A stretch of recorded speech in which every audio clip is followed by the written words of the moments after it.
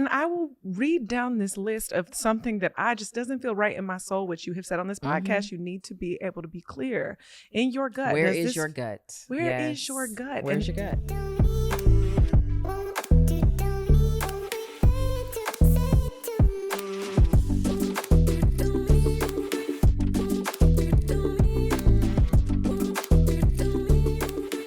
Welcome back to another episode of Guilty Privilege. My name is Amber Cabral, and today I get to have a conversation, and sort of a robust one, with the person who makes these podcasts even happen. Jessica Hurley is actually the founder of Epic Network, and she helps put all this magical stuff together so that we can transfer information to you.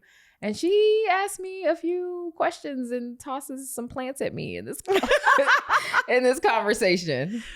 I would say so. We talk about, well, one, I give you flowers. Yeah. The flowers that I think you deserve. Plants. And thank you for standing in the gap. I always tell people last year, you were my secret weapon. You were, and you deserve it the way you have standed in the gap and extended yourself.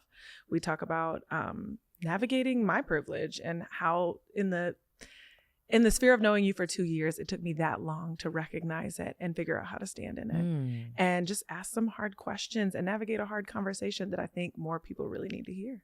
Yeah. So tap in. Hey, Amber. How are you? I'm good. I'm really excited about this conversation, actually. We've done this before. We have, but it was a different setting. It was a different environment, and it was specifically for your podcast. Specifically for Rich in Real Life. Right. Which is a theme you live by the way. Oh, for sure. Very much so. Yeah, absolutely. So there's a couple things. One, thank you for having me. Of course. I mean, come on. A couple things I want to cover with you, but I think the best place to start is here. And I'll try not to send you into a spin, but I want to say thank you so much for who you are and how you show up in the world, and how you show up for me. Because something I think about your theme for the podcast, which is all about recognizing your privilege and then, really allyship being the action of it. I don't feel guilty anymore about having access to you. Like, oh wow, that's good. You felt guilty about having access? It felt unreal. It felt like one of the most valuable resources I had access to was you. The way that you feels good. Y'all need to take notes on how to compliment somebody. What? I raved about you. If you have ever talked to me, and the way that I've explained you is like, you are the people's champ. You are the secret weapon that I had. You are so many things to me, and the way that helped me advocate for myself in business and helped me advocate for myself on a personal level. Obviously, we both know this. As an entrepreneur, everything that you do in your business bleeds into your personal life, and everything you do in your personal life bleeds into your business. It does. You have no choice. That's how it goes. You have no choice. And this is something that I have always struggled with, is even though I can be creative and create my life the way that I desire, I still constantly question myself and my value and when to say no and how to say no. And I still have that like recovering people pleasing desire paired with, I need to say yes to everything, because what if I don't continue to get those opportunities? What a scarcity mindset. What do you mean? The world is, do you know it's 8 billion people? You think everybody gonna tell you no? No. Yeah, so like, why even like manufacture the concept of like, oh my gosh, what if I don't get another opportunity? Do you understand like the abundance that is simply available just by you existing at this time? Plus, as simple as it sounds, the more that I have said no, the better the opportunities that have been replaced with that. Absolutely. Because what you allow, you teach. So by you saying yes to something, you are teaching the universe that's what you want more of. So if you keep saying yes to this thing and you complain about it, the universe like, oh, okay, but you took it. You took it. I'm gonna send you another one of those. You seem to enjoy that. You talked about it a lot. You build some relationships around it, toxic maybe, but you engage. But when you say no, well, now you're teaching the universe that that's not what you want. So now I got to send you something else. All I hear is someone's listening to this and thinking the same thing I thought, which is I've definitely done that in relationships too. Absolutely. That's why I got that. Oh, okay. Yeah. All right. That's why I got sidetracked for X amount of years. Oh, I had 3 of those. Okay. I remember that. Yeah, that's it. And standing in that in business has been one of the hardest things ever. And you gave me the courage. You gave me the words. Mm-hmm. And I want to make clear, anyone listening, that is probably one of the most valuable things you're going to get out of this podcast is listening to how you use words and the power of them. Yeah. And I have always been afraid to hurt people's feelings, say no to things. How do I say it properly without pissing someone off? Or obviously making no opportunities available to me again, or people talking about me, and the way that you have helped me use my words. Yeah, free yourself from all that. And asked me the right questions. And I want to say this part. Mm-hmm. Asked me to ask myself the right questions. And I think when people say learn how to ask yourself the right questions, we get really confused. Oh, the door. There's a locking. Mm-hmm. We get really confused to think that these have to be really hard, in-depth questions that you need to be able to pull from your core. Every time that I have ever reached out to you, one, you always make yourself available. Yeah. But you have good reasons. Like, cause everybody, I can't be available for everybody. But that's like, you true. know, when people reach out and it's with a purpose, I know when it's like a person that has a purpose. Right. So yeah, I do try to be available for sure. And I will read down this list of something that I just doesn't feel right in my soul, which you have said on this podcast. You need to be able to be clear in your gut. Where is your gut? Where is your gut? Where's your gut? I will read down this whole thing, and poor thing, you will listen to me for 25 minutes and then you will ask me the same question every time. Is that what you really want? Like, do you actually want to do this? Is this what you actually want? And you always pause and go, oh, I don't know. And then you're like, I don't think so. And I'm like, there's a lot of energy for something you don't even want. And then you will continue to pander, which is like, how does this benefit you? Yeah. Why do you think you need this? And why does it have to come this way? Do you not think you can get the same thing with another route? What are you looking for? Is there a more beneficial approach to attaining this thing? Why are you even entertaining the conversation? What about it has you engaged enough to even consider having a conversation about something your body has said no to? Because sometimes we do that. We're like, ooh, I'm going to entertain this. And your entire being is like, and you do it anyway. You're like, I'm still entertaining it. Like when that happens, that means you need to ask what it is about it that you want. And sometimes it's like, oh, I just really want to be in this community, or I just really want to build a relationship with this one person that I know is going to be there, or whatever. But it doesn't have to mean you have to sacrifice yourself to get that. There will be another route. So now you know, I want that thing. Let me work toward that thing. Instead of it being, I'm going to sacrifice myself. And I'm not even clear why. You don't have to sacrifice yourself to get the thing that you want, but you need to be clear about the thing you want. You do. You need to be clear about the thing that you want. You need to have clarity also about what your limits are, because that's the thing too. We'll say yes to things and it'll feel funny, but we'll feel like, well, I mean, I know I got to work hard and I know it might be, you know, uncomfortable. And so, but sometimes that's not just your like fear of discomfort. It's your like actual alarm system saying like, not this. This is not it. And when that goes off, you have to honor that or suffer the repercussions of not. The way this year I didn't end up for the first time in situations because of this very thing and this question and these conversations and the training of it. You have said in another episode that your godfather that asked you over and over again, is that what you want? Yes. And because you have now trained me because of repetitive conversations on this feels like the first year that I didn't put myself in situations where I had to go, and we have all done this before, or I said yes to something, I'm partial or halfway through it, and I'm like, why am I doing this? This is terrible. I hate this. Yes. How is this the work that I chose? Yes. Why is this a life I created that I chose? Because I'm so uncomfortable. I'm so angry. And learning the difference in this process because of working with you and some of these things, I learned the difference between discomfort and misalignment. Absolutely. And it takes a second to get clear about that because both of them kind of like set your body into like this trigger mode and you're like, okay, wait, is this the wrong thing or am I just not like supposed to do it at all? Like, is this the wrong approach? Or am I just supposed to disengage altogether? That sometimes can be hard to read. Am I being made uncomfortable for the purposes of growth? Yes. Is this messing with my ego because I need to stretch myself a little bit on this? Or is this just completely misaligned? Yeah. And you knew in your gut from the time you made this decision, and because you made a decision against it, you are now paying the price. Exactly. I always say, is this a circumstance where I am putting myself in a position to evolve, or I am being eroded? Like it's one or the other. If I'm not evolving, because evolution is uncomfortable. It just is. And so like you will get those alarms and you'll be like, ooh, this is gonna be a lot, whatever. I'm gonna feel stretched. But like you can usually point to like what the clear outcomes are. You can usually go like, I know I'm going to get this out of this. It's gonna be tough, but this is the outcome. But when it's really just like I'm being eroded, it's almost like, okay, how much of this do I have to suffer until? How much of this do I have to take until I get to? Like when it starts to feel like that's what it is, then that's deterioration. That's you tearing me down. That's it's erosion of character. And I don't want to participate in that. So I'm like, yeah, nope, not doing that. Thanks. I'm good.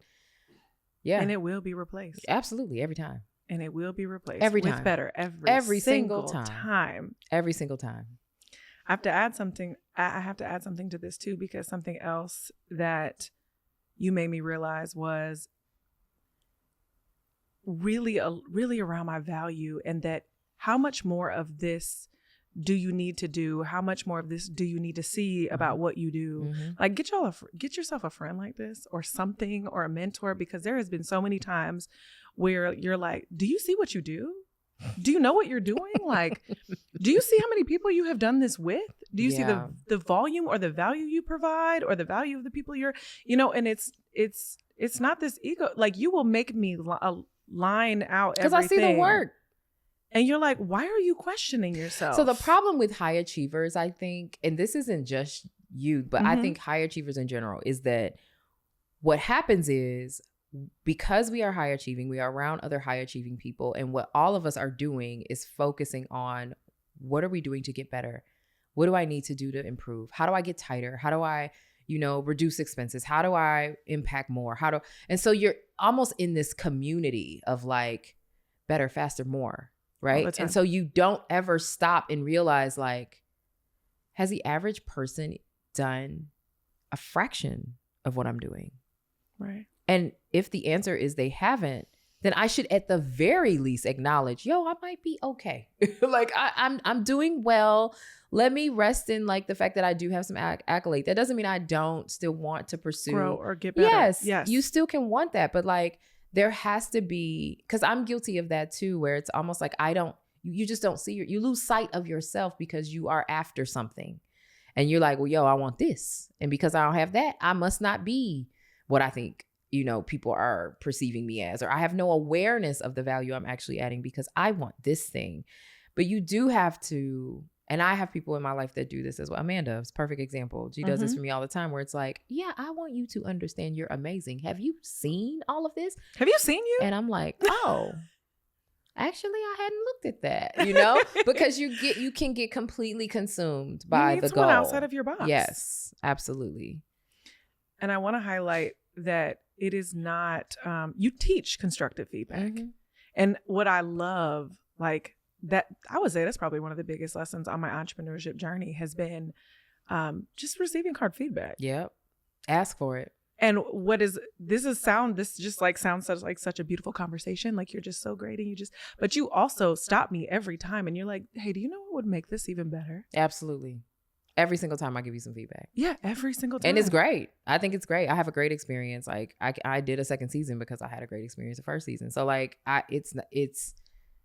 I still have feedback, and you would benefit from it. Absolutely. Like that's the thing, is you benefit from it. So like I tell people all the time, like people are like, oh, well, how can I get more comfortable with feedback? I'm like, well, I don't know that comfort is the goal. Like I don't know that I don't think it's ever going to be like, oh, please give me all the feedback. But I think at some point you will see the value, right? And so I want relationships, and I want people in my life that are like, oh, this is valuable for Amber. So even though it might sting a little bit, I want to still give it to her.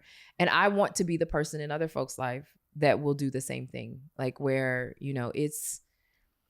I know that I'm going to get the truth here. I can trust that I'm going to get some healthy feedback. I can rely on, you know, the fact that this isn't going to be someone that's going to just sit back and like watch me struggle, fumble, whatever, and not be like, so you do realize if you did it this way, you might have a better path. You know, is this or not? You know, like I want that. And I want to create the kind of cyclical, you know, environment where I get it back. And I'm clear that it's not going to always feel bad and feel good. And sometimes I'm going to get mad.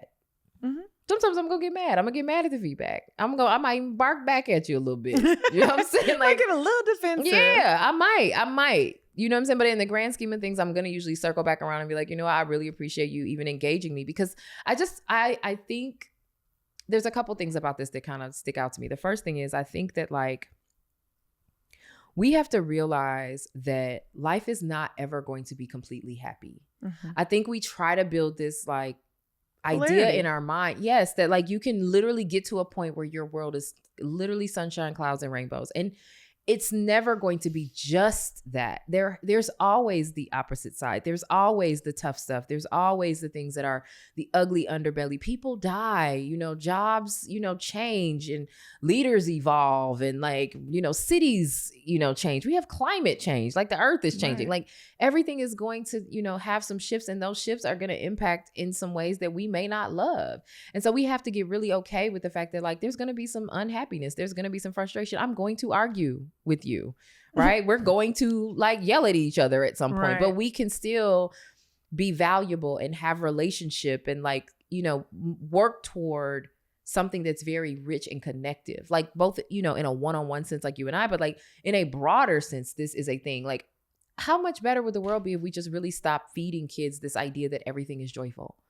Like, have you looked at like kids television? It's like all positive programming. There's like very little resistance that happens. And I'm like, you have to kind of like set kids expectations that there will be things they have to wait for.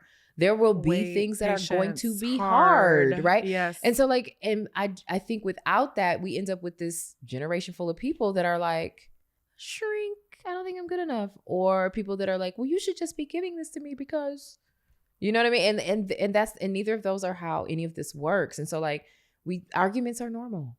Stop believing the TikTok hype that like you should never argue with people. Like that's wrong. I would venture to say that the feedback that I have gotten from my clients is more valuable than any mentorship I've ever paid for. Probably. Hands down. Because you can actually every action on it change immediately. I have ever made has been because of feedback from a client. Exactly. And it has always made the experience better, which has allowed me to increase my value. Yes. Yes. I mean, I you know, because I chair Brown Girls Do Ballet. So we often talk about how every idea that we launched came from the community. We got it from a brown ballerina. And it was a brown ballerina saying, so, you know, we really need, we could use. And so we started to say, okay, oh, wow, that's a great idea. Let's do it. Right. Let's make it happen.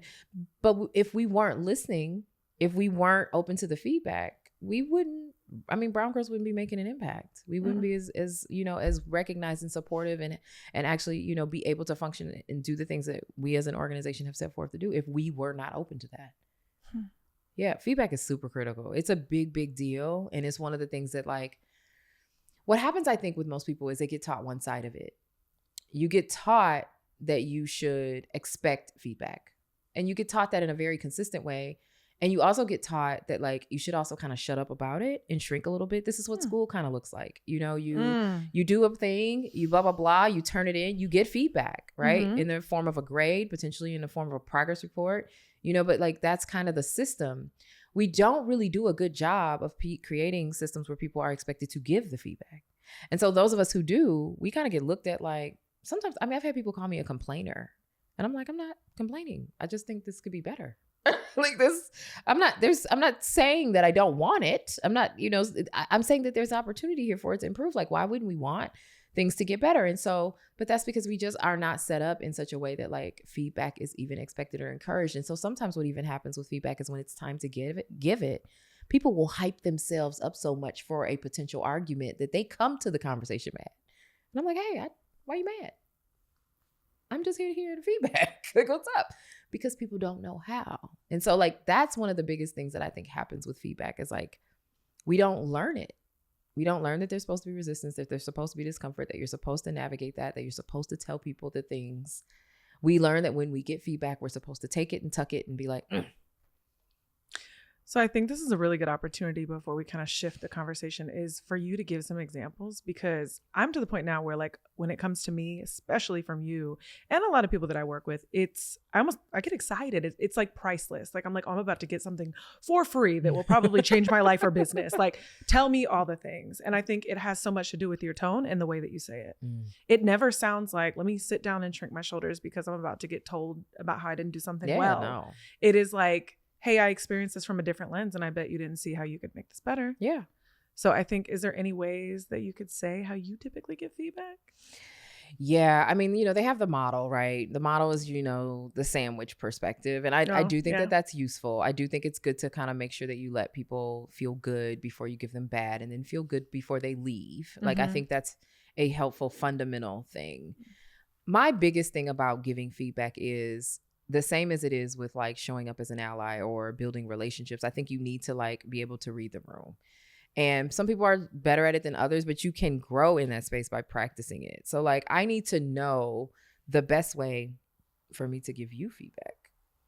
And I need to know that the way that I give you feedback may not be the best way for me to give someone else feedback. And then simultaneously, if you value someone's feedback, you have to make space for them to be able to give it in a way that works, right? So there's this marriage that kind of has to happen where it's like, I get big and passionate, right? And so you have to be okay with the fact that I'm gonna swell up. You know what I'm saying? Like my peacock feathers are out. Like right. It's gonna be a big person. I'm passionate about it. If I care about you, this the is louder. A peacock, by the way. Listen, there you go. Right? So like it's prone to happen. Like I'm going to be very expressive. It may have been really scary the first time. I think it's probably intimidating for a lot of people. And I'm not even necessarily aware of it when it happens, but that's part of like me. And so there has to be this marriage of like you making space for me to be that, but also being like, okay, I can probably deal with that, but I need to know that you'll be respectful. I need to know that this isn't an attack, And so sometimes I have to say when I feel that coming, hey, I have something I really want to share and I just need to know if I can just get it out, So like for me, I think my point is that we have to think about feedback as something that if we want someone to get it, we've got to give it the way that they need it. This is something that my boyfriend says to me all the time because he's around me all the time. Sometimes I'm just like, yeah, but blah, blah, blah, blah, blah. He's like, that's not helpful for me, But he's right. Like it's better when I plant something, I deliver it to him a certain way. And then he has a really good example happen in his life and he notices it. And then he'll come back to me and say, hey, you know what I noticed? Blah, blah, blah. And I always want to be like, did you notice that or did I tell you? Right. But like the point is that there's something about the way he needs it. And so the best formula that I think people can use is being intentional about in the moment and in the experience that you're in. What does that person need? What does that relationship need? And if you happen to be in a circumstance where you don't know that, you can ask. I would like to share some feedback with you. Are you open to that? Is now a good time? Can we set up some time to have some feedback if now's not good? Like if you can do that, then, people at least can kind of prime themselves because automatically you say feedback to somebody, they're like, I did something wrong. Right. I'm nervous. Right. Right. And and it might not even be like that, but like, at least that they're kind of readying. Right. And so then you can kind of go into the conversation and kind of do it that way. I think that's the best way. I don't know, outside of like the sandwich approach, that there is another way to really, it's still going to suck if it's bad. It's still going to be like, really, really great if it's good, so both things, you're not avoiding that, but putting yourself in a position to hear it is really key. And I think people should ask for it a lot more. A lot more. Do you have any feedback? You could literally beat people to the punch on this and get the feedback that you need that is literally invaluable from your customers, your clients, all of the things. And the other thing you do by asking is you set people up to expect that you are interested. And so even if they don't have it now, they'll come back later and say, I was thinking about blah, blah, blah, blah, blah, blah, blah, blah, blah. Yes. And now I have this idea I'd like to share with you. So there's your relationship building. Feedback is a great relationship building too, because people want to know that you care about their thoughts.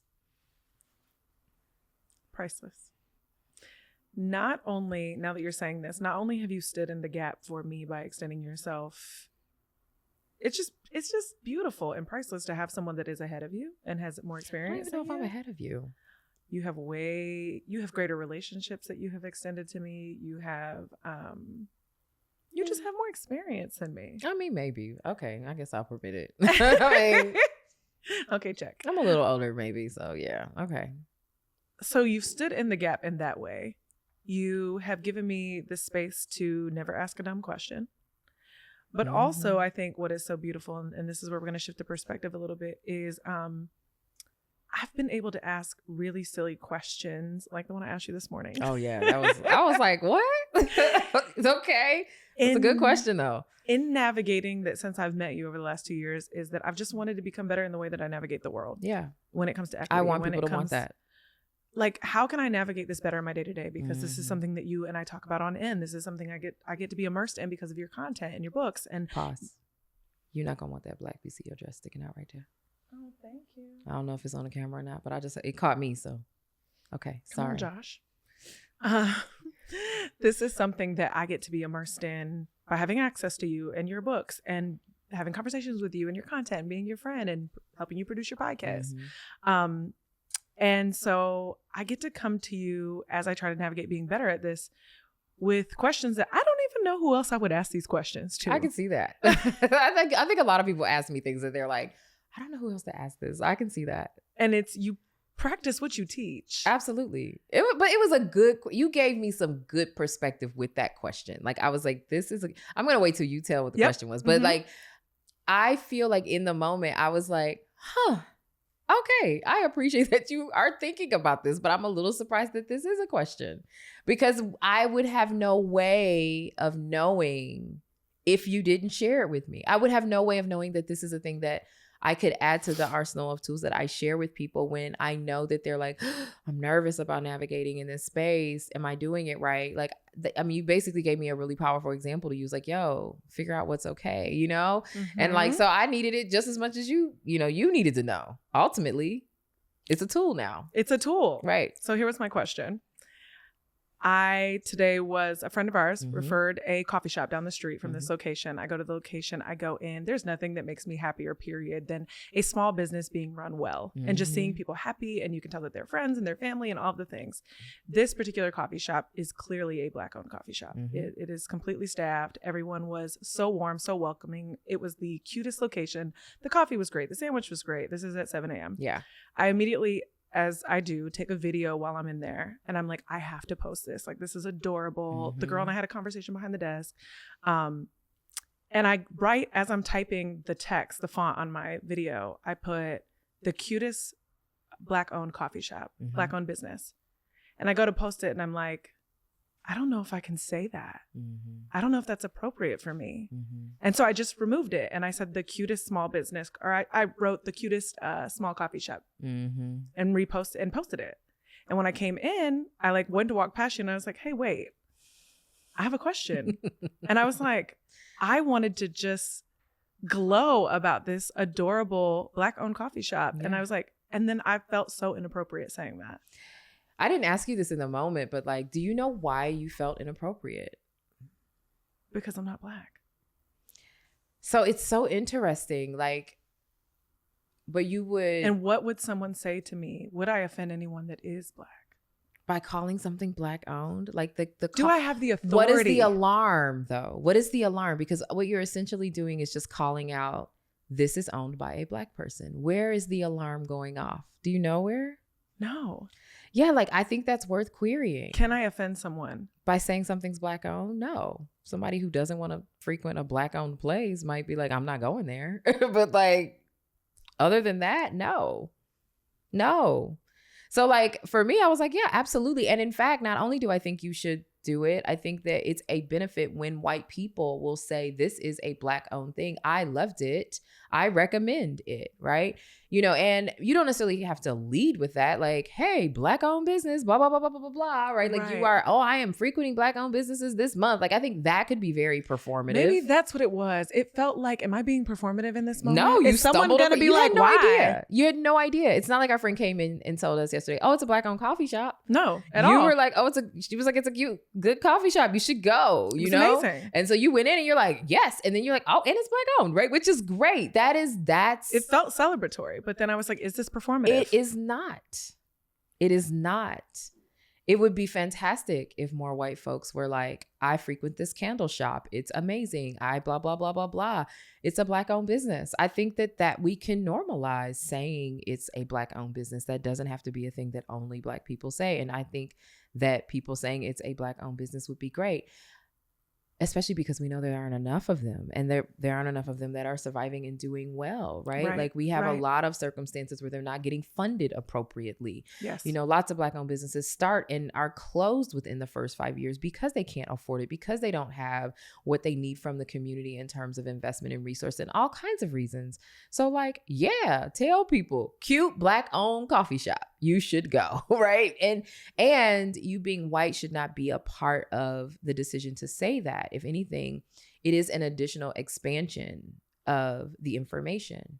Like, oh yes, we serve white people too, which that doesn't seem like it needs to be a thing that has to be said. But like, yeah, like it's coffee, it's cute. And by the way, we're also a Black owned business, you know, like, again, I think the only way it really is performative is if you are like, hey, I am white girl Jessica, and I'm going to go frequent Black owned businesses and give you my review. Right. Now that feels performative because it's like, well, girl, what? Right. Like, why do we need you to give us a seal of approval? That's performative. That feels inappropriate, right? That feels like it's putting on, you know, a bit of a show, right? Yeah. And even though you may in your mind have been like, you know, someone who might do that might feel like they're being well intending, but like, no, I'm good. Not the right way to do it, you know, but versus, you know, I stumbled across something. It's great. By the way, it's Black owned, you know, and there are several brands that like, you know, we don't necessarily even know they're Black owned. And then when we find out, we're like, oh my gosh, that's amazing that it's Black owned. So like, right. Yeah, that's great. But like what it did for me in the moment was go, wow, are we isolating? Are we cornering Blackness? Like, and here's the thing. And like, I do think that like culture is, you know, a thing. The culture is a very interesting thing. First, we have to share it. We want to share it. That's how it grows. It's essential. Like, you know, culture evolves. And so like to some degree, some of the offense about, you know, people participating in things that Black people do, like, you know, when you hear folks flipping out about folks listening to Black music, it's like, I mean, come on, it's music. Like it moves the culture forward in whatever way. Now we do still think people should be respectful of, you know, certain lyrics and, you know, be very mindful of like certain messaging, you know, like it's probably not appropriate for you to say certain things that will pop up in Black music. Right. But I still think it's something that people should enjoy, and it is a culture product, and in some ways problematic, right? But then the flip side of that is that like nobody thinks about it twice. If it's, I don't know, a white artist, you would have been like, I went to this concert. You might have not said it's white owned, but it's not, because, you know, that's it. The reason you're not saying it is because that's not a rare thing. The reason you're not saying it is because we are not as concerned about white businesses surviving. We are not putting ourselves in positions where we have to be immersed in the experiences that white businesses are having, because they're the majority, right? They're the ones that are thriving and being invested in, and, you know, and in the ways that they're scammy. When someone white does a thing, it doesn't represent all of white people. We're like, that person's weird, right? Right. And so, but then when it's Blackness, it's like, you know, one person does something wrong and it's like, oh, well, you know, Black men, blah, blah, blah, blah, blah, you know? And so like, so I almost wondered, like, as I was processing, like, oh, are we like cornering into some degree, you know, like protecting Blackness in a way that you would have even felt like that? That's why I queried it. Like, why do you think that was a thing? Like, why do you think it was a thing? Because I would say no. Now, I also will add this. There are people that feel like, you know, there are too many white folks in Black folks' business in general. And just so there, you know, there's always going to be the possibility of some feedback that's like, you don't say that, you know, like that's going to happen, you know.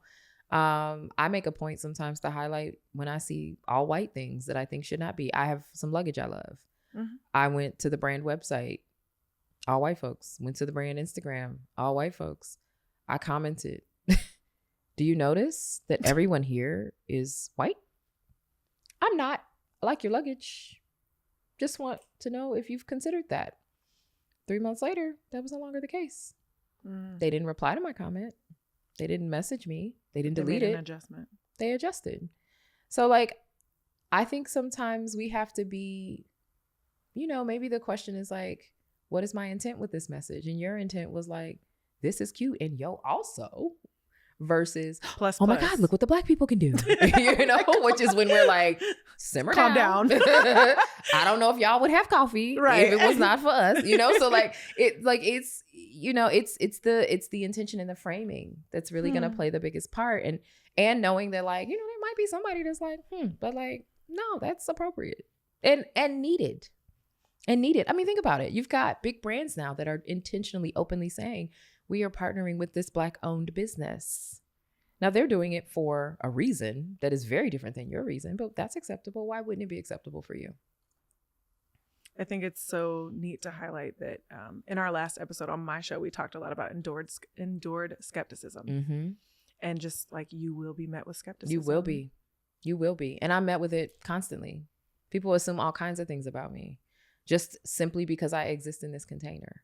So when I enter into a myriad of spaces, people meet me with resistance and skepticism just because I happen to be a Black woman. And so there is, the you can see it. I see it on Zoom calls, when people reach out to us and, they haven't done their back end research. Sometimes people book calls for other folks. And so that person gets on and they're like, oh, fun hair. Got it. Like I can tell when the reaction is like, wow, okay. I can tell when people are trying to figure out if I'm a lesbian or not. I can tell.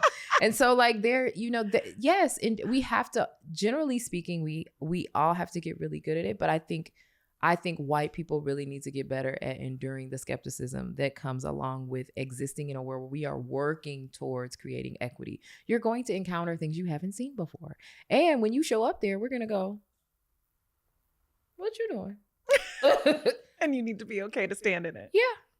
Oh, I was just going to a coffee shop up the street. It was cute. You should go. Mm-hmm. Yeah, that's part of it. Like that is part of it. And I, if I'm being honest, I think a lot of times the reason why white people aren't willing to be allies is because they don't know how to deal with that. Like I think most people would never have come back to me and asked the question. Like I think most people would have been like, I'm just going to say cute coffee shop, which is nothing wrong with that. Right. But I think more people should query, why didn't I choose to say this? I did. And people don't. When I left, I was like, why do you feel that way? You don't feel that way about any other part of your life. Why do you feel that way? Mm-hmm. And then, look at the privilege I have is that I have access to you. So ask the question. Take advantage of it. Solve the problem. Exactly. Like, can you say this? And if you can, now, moving forward, because I partake in a lot of Black owned businesses. Absolutely. How can I now extend my access to them? Right. And if for whatever reason I have felt like I couldn't, right, I need to fix that. So in my mind, like even thinking about what you do and who you serve and who you do it for, right? In my mind, it would almost prompt me to say, oh, wow, one of the things I would like to do is when I am in, these cities, I am going to try to make sure I have a list of Black owned businesses that I tap first for the things I typically need. Mm-hmm. So if it's furniture rental, if it's catering, if it's coffee, if it's, like I feel like you're in and that doesn't have to be a thing. I already do that. I just don't think about it. Right. And here's the thing, that's great. And you don't have to announce it, but that is the kind of thing people need. But if you are going to say, because you are in a position where people are paying attention to who you are, how you show up, what your messaging is going to be, when there's a chance to highlight it, absolutely. Do it. Do it. I have no problem when people are like, oh, it's a women-owned business. I always say Black women-owned. I'm a Black woman-owned business. If there's a problem with that, y'all better send this to your friend. I am the wrong person. Okay, I'm the wrong person. So there's, that endured skepticism thing is so big. Like so many people are just like, I don't want to take the risk. I don't want to take the risk and be wrong. Like, and it's the biggest hindrance. That's what you teach. Yeah, exactly. Be willing to be wrong. You got to be willing to be wrong. I knew when I asked you, this is either really, really wrong or I'm really, really wrong. Yeah. Flat out. Figure out which one it is. Mm-hmm. Because if you just stand in it, you're not going to do anything. Exactly.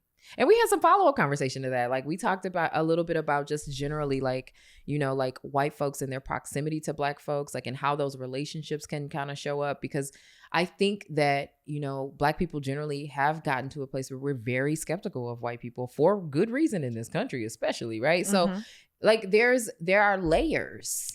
Too many. There are layers. Yes. And if we are going to exist together, and here's the thing, everybody still gets to make their choices. You get to choose who's in your life. No one's telling you need to go down a list and say, I have 3 Asian people. I have 2.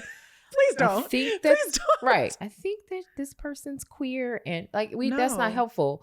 But I do think it is worth it to have awareness of some of the things that can be a rub, that are, potentially a conflict, that are disruptive to the connection. And like reality is race is part of that. So, one of the things we talked about was like, this is the thing that I think a lot of Black folks don't necessarily say out loud, but like Black folks are skeptical of white women because there's been a plethora of stories about, I was cool with this white girl. We was cool. Life was good. Everything was great. But the minute I needed her to like stand in her whiteness and back me up on something, she ain't nothing to say. Yeah. I need you to Black owned business me now. Now is the time. Ringing the bell. Right? And so it has created almost this like cultural distance where it's like some folks will get closer than others. Some folks, will not get close at all. But there's a little bit of like, I am skeptical about even why you're here. So I'm going to either choose to not engage or I'm going to engage to a point.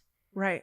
And like, I think it's good for you to know that because it helps you to know what you're navigating as you are trying to build trust across multicultural relationships. I think it's good for everyone to know that. Everybody. It's important for me to know that people are going to receive me a certain way so that I can navigate that as I am navigating the relationship. So this is the same application, whether it's about race or not. I need to know that when I go to certain countries that people are going to receive me as an American and what the implications of that will mean. What are the cultural nuances that I even need to be aware of as I'm navigating that space as an American that can create connection for me or that will create distance for me? Most Americans are not going to try to speak someone else's language.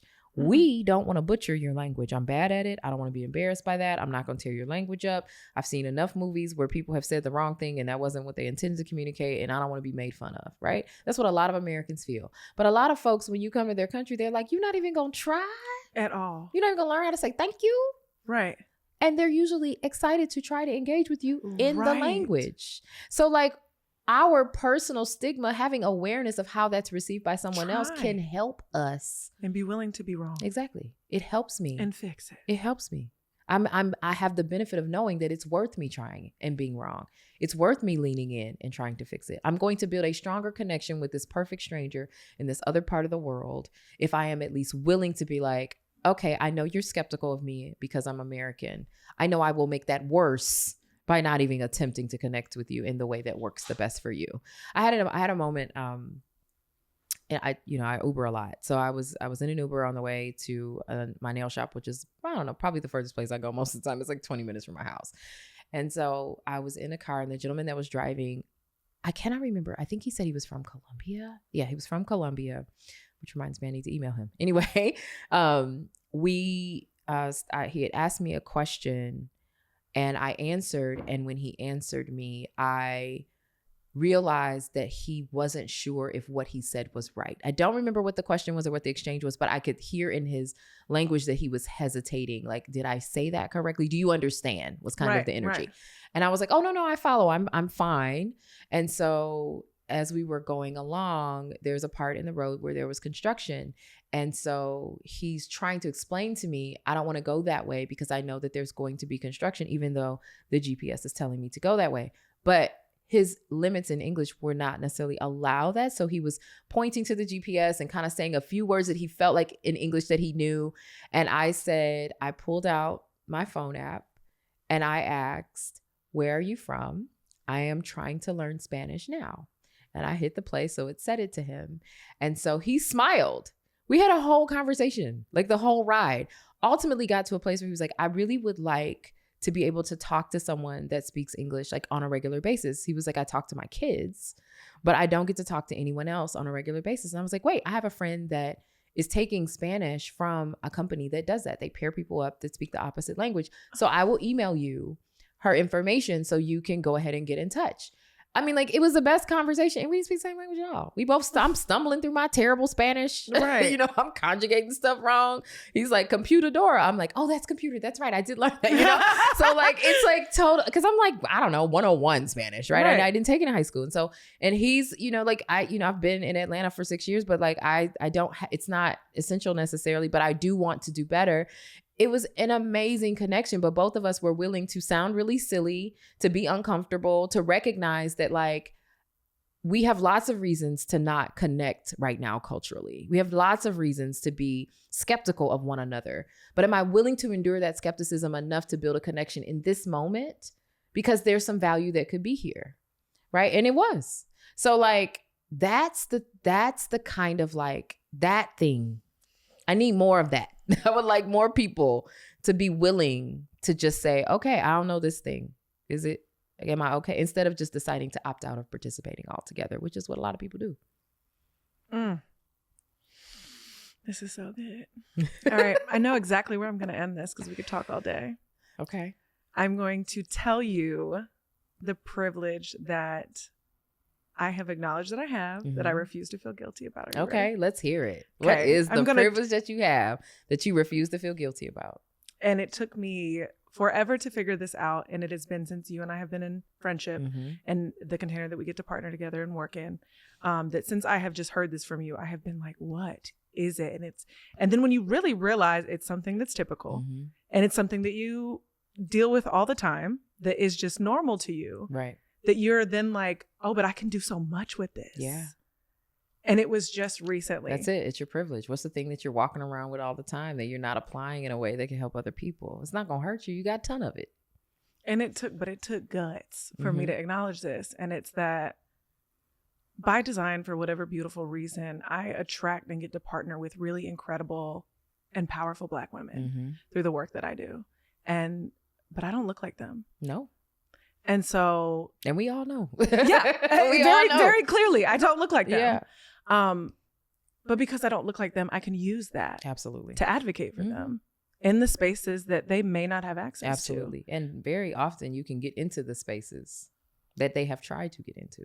Because I don't look like them.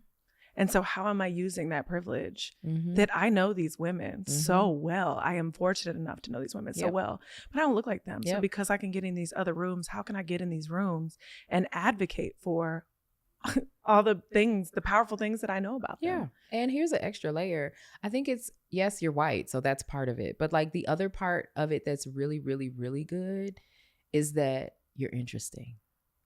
So like, yeah, you can get in a lot of rooms simply because you're white, but you're going to stay in a lot of rooms because you're white and you're interesting. And that could be interesting. Like, how did you end up doing all this here? You specifically, how did you end up doing this? Right. And then it could also be because it's like, wow, you're doing this is how you're doing this, right? Which you've experienced. And so like, all the time. My thing for you would be have awareness of that.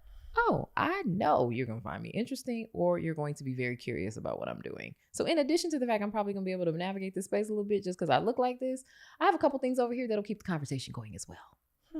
I use my privilege all the time. Like you should. You should. I know I can open this door with this thing. I'm going to do it. There was a window of time in my life where and I was living in Atlanta at this time, where I wanted to try as many restaurants as I possibly could in Atlanta, but I was not of the financial ilk to be able to do that. I had just really moved here and I'm hopping around from place to place. I had a conversation with someone I was friends with, and he literally told me, "You are beautiful. Just go sit at the bar." I literally once a week would go sit at the bar. I would order what I wanted. I would have the plan to pay for whatever I wanted. Almost every time it was taken care of. Most of the time, I did not know by who. I'm sorry, gentlemen, but that is something that you just do not have access to. Right? It's a thing. It's a woman thing. Yes. All right. And if you're a beautiful woman, oh my gosh. Right. So like it was, I was pretty. I had long hair. I got light eyes, let me just go sit at this bar. And so I got an opportunity to try a ton of restaurants and it didn't come out of my pocket. You know what I'm saying? So like there's a point where, we have to have some awareness of, yes, and this is tricky about, the diversity, equity, and inclusion work, because I think people hear it and think automatically it means over neutralize. Right. And that's not what's going to really solve the things. Please hang on to your uniqueness. Please find value in it and then use it. Like that's really important. And what we have to also do is recognize, like, am I using it for good? Am I doing this in a way that's impactful. I know that I fit a bunch of stereotypes. I'm not going to turn stereotypes off. They're going to happen. It's just the way culture works. It's good for us to be aware of them. It's good for us to try to avoid stereotyping people ourselves. But like in the grand scheme of things, people are going to think certain thoughts pretty consistently when they see you or when they see me. Absolutely. Or anybody else that we know. We know what the things are. Oh yeah, people always think blah, blah, blah about me, Yep, right? always. It's consistent. The very, very best thing you can do is have that awareness and navigate within it. I know you're going to think I'm pushy. That's okay. We're going to have a little fun with that.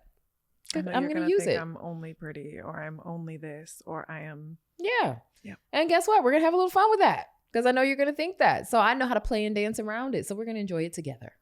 So if I have to endure the stereotype, we are going to take the journey. We're going to endure it together. Yeah. Absolutely. Yes. That's how I think it has to go. I wish more people saw the experience of inclusion and equity that way. I think they were more curious. I wish they were more curious. I wish they were more willing to say, I don't really know because I think this about this, but I'm going to go explore that. And I'm going to go ahead and be willing to be wrong about some things. Or I'm going to try to talk to this person who clearly doesn't speak the same language that I do. Or I'm going to be curious and interested in, this. And who does this really well? Kids. Kids do it really well. But we end up coaching it out of them, as they get older. But like kids are curious. They want to try the foods. They want to drink the things. They want, yeah. they're the new. Mommy, the why world can't is this new. person talk like me? Yes. Mommy, why does this person not look like me? Exactly.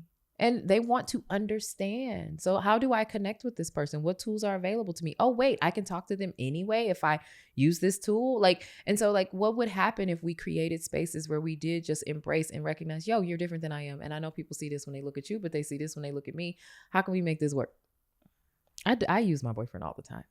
All the time. He's warm. He's friendly. He's happy. You know what I'm saying? And I'm not unhappy, but the first thing someone's going to say about me when they meet me is definitely not. They might say powerful. They're not going to say happy, right? He is happy. He's joyful. And so as soon as he enters the space, there are times where I want to say something and I am hot about a thing or it's not being handled well. And I'm usually like, hey babe, can you? And he's like, absolutely. Because it is his privilege. He's great at it. He can warm anybody up. He's great at it. And so we have to get better at instead of trying to turn these differences off and pretend they're not a thing, we have to get better at being willing to be like, all right, how can I use that? Because you're going to think it anyway. So I love that. I think it's a great privilege to be aware of. Being curious, owning your uniqueness, and having hard conversations. Absolutely. Please have more hard conversations. Thank you. You're welcome. Thank you. Thanks for being bold enough to share that. I think it's good. I love learning from you. I love teaching, girl. High on my list.